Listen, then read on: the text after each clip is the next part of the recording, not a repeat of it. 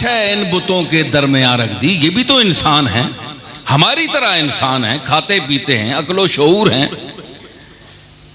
और वाजपेयी जो है देखें, पूरे हिंदुस्तान का सरबराह है।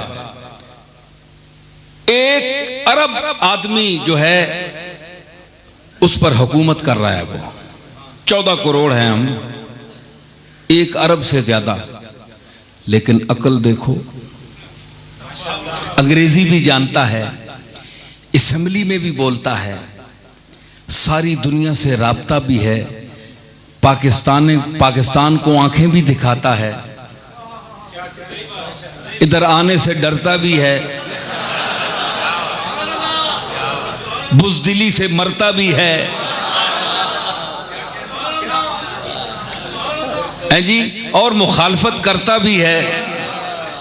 फिर इतनी समझ, इतनी अकल, इतनी दानाई, इतने इल्म, इतनी तालीम का क्या फायदा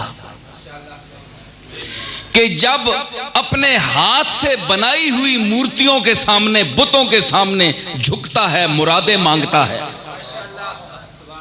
क्या फायदा। अदर